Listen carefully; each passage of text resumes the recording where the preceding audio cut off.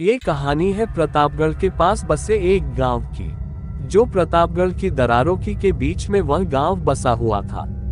वहां के लोग एकता के साथ रहा करते थे और सरपंच की आज्ञा का पालन करते थे। उस गांव में मदन नाम का एक आदमी रहता था जो बहुत बेवहा था। एक दिन उसके घर भिखारी आता है। मदन हर समय नशे में रहने के कारण वो पैसे नहीं कमा पाता था और वह चिंता में व्यस्त रहने लग गया। अरे भाई साहब, आप मुझे कुछ खाने के लिए दे दो। मैंने 7 दिनों से कुछ नहीं खाया। मैं बहुत भूखा हूँ, मुझे खाना दे दो। अरे खाना कोई पेड़ के लगता है जो तुम्हें तोड़ कर दे दूं। एक तो हमारा गुजारा नहीं हो रहा और मैं तुम्हें खाना कहाँ से ला कर दूं। अरे मुझे खाना दे दो, नहीं तो मैं भूख के मारे मर जाऊंगा। मुझे खाना दे दो, मुझे बहुत भूख लगी है। अरे तू यहाँ से जाता है या नहीं जाता? नहीं तुम्हें धक्के देखकर बाहर निकालूं। एक तो घर की टेंशन कम नहीं हो रही, ऊपर से तू और आ गया। चल भाग यहाँ से। वह भिखारी वहाँ से चला जाता है। अरे तुम्हें कोई दया है या नहीं? तुम 2 रोटी उस भिखारी को नहीं दे सकते? अरे तुम ज्यादा मत बोलो, नहीं तुम्हें भी उस भिखारी के साथ घर से बाहर निकाल दूंगा। तुम चुपचाप अपना काम करो, नहीं तो अभी तुम मेरे हाथों से मार खा लोगी। फिर वह भिखारी गांव के बाहर आ जाता है। अरे भगवान, इस गांव में लोगों को दया नाम की भावना ही नहीं है। ये किसी गरीब की मदद ही नहीं कर सकते। फिर वो भिखारी वहां पर चक्कर खाकर गिर जाता है। फिर अगले दिन की सुबह हो जाती है। गांव वाले लोग उस रास्ते से बाहर जा रहे थे। उस भिखारी को खाना पानी न मिलने के कारण उसकी मृत्यु हो जाती है। अरे मदन, ये कौन है? हमारे गांव का तो नहीं लगता, यहाँ पर क्यों पड़ा है? अरे मुखिया जी, ये तो भिखारी है।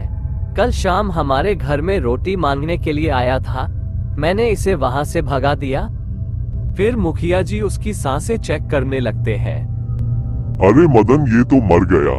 अगर गांव वालों को पता चला कि तुमने इसको खाना नहीं दिया और यह भूख प्यास से मर गया तो गांव वाले हमें नहीं छोड़ेंगे। चलो हम इसे जंगल में फेंक आते हैं। फिर मदन व मुखिया जी उस गरीब की लाश को उठाकर जंगल में चले जाते हैं और वहां पर फेंक कर वापस अपने घर लौट आते हैं।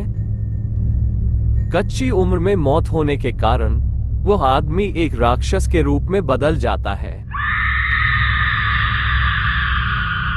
इन गांव वाले लोगों ने मुझे मारा है। अगर यह मुझे 2 रोटी दे देते तो मेरी जान बच जाती। मैं इन गांव वालों को नहीं छोड़ूंगा, इन्हें मार कर रहूंगा।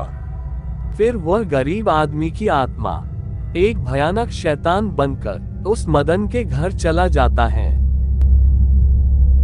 मदन, अब तू नहीं बचेगा, तू तो गया मेरे हाथ से। अब देखता हूँ तो मुझे रोटी देता है या नहीं। फिर वह राक्षस गरीब लड़के में बदल जाता है। अरे मदन, चल उठ जा, अब तो तू मुझे खाना दे दे। देख, मैं फिर से तुम्हारे घर रोटी लेने के लिए आ गया। चल अब उठ जा मदन। अरे कौन है भाई, चैन से सोने भी नहीं देता। चल भाग जा यहाँ से, हमारे पास कोई खाना नहीं है।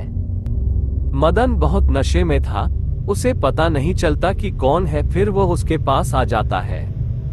अरे तू तो मर चुका था ना, तो फिर कैसे आया? अरे बाप रे, बचाओ भगवान, ये तो भूत है, यह मुझे नहीं छोड़ेगा। फिर वह भूत मदन को डरते हुए देखकर मदन की चोटी पकड़कर उसे हवा में लटकाकर जंगल में ले जाता है। आज तो मेरा पूरा पेट भर गया है। मैंने अपना एक बदला तो पूरा ले लिया है। एक आदमी को तो मैंने पूरा खा लिया है, अब कल किसी और की बारी है। फिर मदन की पत्नी वहां पर आ जाती है। अरे कुछ तो गड़बड़ है, यह इतनी सुबह कहाँ चले गए? फिर मदन की पत्नी सीधे मुखिया जी के घर पर चली जाती है। अरे आओ आओ, आज तुम्हारा हमारे घर कैसे आना हुआ? अरे क्या बताऊं मुखिया जी, आज सुबह से वो अपने कमरे में दिखाई नहीं दे रहे, पता नहीं कहाँ चले गए।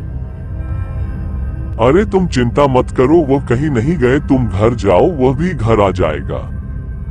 फिर मदन की पत्नी अपने घर पर चली जाती है। अरे ये सब कहीं उस आदमी की लाश की वजह से तो नहीं हो रहा। जब से उस आदमी की लाश मिली है तब से गांव में कुछ ना कुछ अनहोनी हो रही है। मुझे मदन के गायब होने में उस लाश का ही हाथ लगता है। मुझे उस लाश को जाकर देखना होगा। फिर मुखिया जी उस जंगल में आ जाते हैं। अरे ये किसका कंकाल है? मुझे लगता है मदन का ही कंकाल है। यहाँ पर कुछ तो गड़बड़ है। फिर मुखिया जी अपने घर पर आ जाते हैं और वह राक्षस दूसरे आदमी की तलाश में घूमने लगता है। अरे घर पर कोई है जो मेरी भूख शांत कर सके और मुझे खाना दे सके? जैसे घर से कोई उस राक्षस को खाना देने के लिए आता है, वह राक्षस उस आदमी की चोटी पकड़कर उसे हवा में लटका कर जंगल में ले जाता है और उस आदमी को कच्चा ही खा जाता है। अरे मर गया रे, ये तो मुझे खा जाएगा। ऐसे करके वह राक्षस उस आदमी को खो जाता है और वह राक्षस धीरे धीरे गांव के काफी लोगों को खा जाता है और जंगल में मनुष्य की हड्डियों का एक पहाड़ बन जाता है। मैंने पूरे गांव के सभी लोगों को खा लिया है, केवल मुखिया जी को छोड़कर। मुखिया जी समझदार आदमी थे, वह ऐसे चुप बैठने वालों में नहीं थे। उन्हें पता चल गया था कि वह राक्षस सबको खा रहा है। फिर मुखिया जी रात को जंगल के बीच एक भयानक तांत्रिक रहता था। मुखिया जी उस तांत्रिक के पास इसका उपाय ढूंढने के लिए चले जाते हैं। हे मायावी तांत्रिक, आप मेरी मदद कीजिए और गांव को उस राक्षस से बचाइए। मैं अब सब कुछ जान चुका हूँ, तुम टेंशन मत लो, मैं पूरे गांव की रक्षा कर लूंगा। फिर वह तांत्रिक मुखिया जी को कुछ मंत्र दे देता है और हाथ में बबूत दे देता है। फिर मुखिया जी अपने घर पर आ जाते हैं। अरे तांत्रिक बाबा ने तो बबूत दे दी है, लेकिन मैं उस राक्षस को बबूत कैसे खिलाऊंगा? मुझे कुछ तो करना होगा, नहीं तो पूरा गांव खत्म हो जाएगा। फिर मुखिया जी अपने घर के बाहर खड़े हो जाते हैं और वह राक्षस वहां पर आ जाता है। वह राक्षस मुखिया जी की चोटी पकड़कर उन्हें जंगल की ओर ले जाता है। क्या हुआ मुखिया जी? यह सब लोग तुम्हारे गांव में ही है जो कंकाल बन चुके हैं। फिर वह राक्षस मुखिया जी को ही खा जाता है। मुखिया जी को खाने के बाद वह राक्षस तलबिलाने लगता है और वह एक अग्नि में जलने लगता है। कुछ देर जलने के बाद उसकी राख बन जाती है। तभी वहां पर वह तांत्रिक आ जाता है। अरे मुखिया जी, आप तो बहुत बड़े दानवीर हो। मैंने आपको जो बबूती दी थी वह आपने खुद ही खा ली ताकि वह राक्षस तुम्हें खा जाए और वह बबूती उसके पेट में चली जाए और वह राक्षस जल के मर जाए। ऐसे वीडियो देखने के लिए हमारे चैनल को सब्सक्राइब करें।